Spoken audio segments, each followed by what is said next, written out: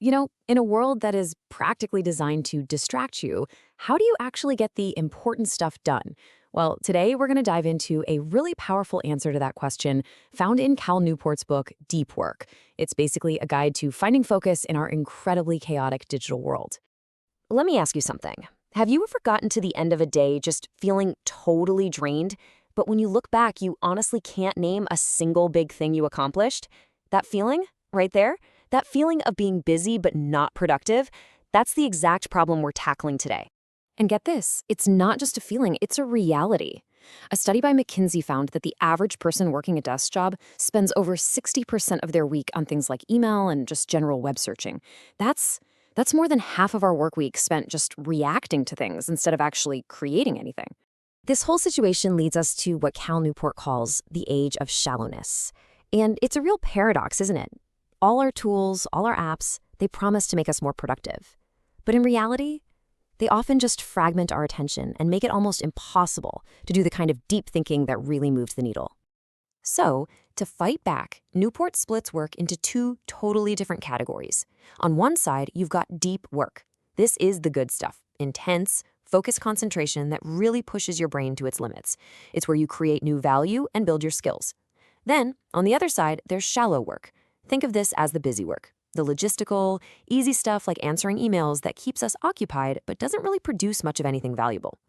But here's where Newport's message gets really powerful. In this age of shallowness, being able to consistently do deep work isn't just a nice little skill to have. He argues it's basically a superpower. And the official definition here has some really key parts. Deep work isn't just focusing. It's about pushing your cognitive limits without any distractions. That's what makes it so incredibly valuable. You're creating new things, you're actually getting better at what you do, and you're producing stuff that other people can't easily replicate. And, this isn't some brand new idea. The most influential people have always understood this. Take the psychiatrist Carl Jung. He literally built a stone tower out in the woods with no electricity just so he could have a retreat for the intense thinking his work demanded. He knew he wasn't going to revolutionize psychology while checking his messages. Now let's fast forward to our time. Look at Bill Gates and his famous Think Weeks. Twice a year, he'd go off the grid, isolate himself in a cottage, and just read and think. It was during one of these deep work sessions that he wrote the famous Internet tidal wave memo that completely changed Microsoft's entire strategy. So from Jung literally shaping modern psychology to Gates pivoting one of the biggest companies in the world, you can see the massive impact. It's why writer Eric Barker calls deep work the superpower of the 21st century. In an economy that's basically built on distraction, the person who can truly focus has the ultimate advantage. And this isn't just about feeling better or being more creative. We're talking about a huge economic opportunity here. Newport's argument is that this superpower translates directly into real, tangible value in today's economy. He says that to really thrive today, you need two core abilities. First, you need to be able to master hard things and fast. And second, you have to be able to produce work at an elite level. We're talking top-tier quality and speed. And deep work, well, it's the engine for both of those abilities. Intense, unbroken focus is literally how our brains learn complex things faster. And when it comes to your output, the formula is actually pretty simple.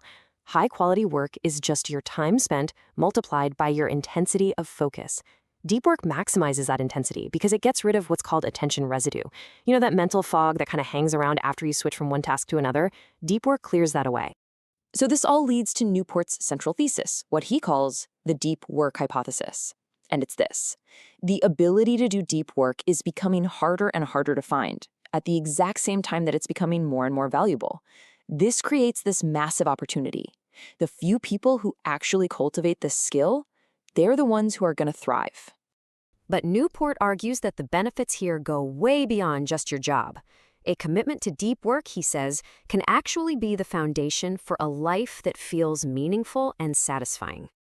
This quote from science writer Winifred Gallagher really just gets to the heart of it. Who you are is the sum of what you focus on. Think about that.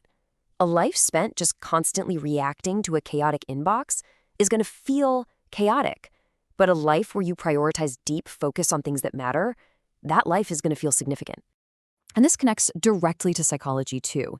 Deep work is the perfect way to get into a state of flow, that amazing feeling of being completely immersed in a task.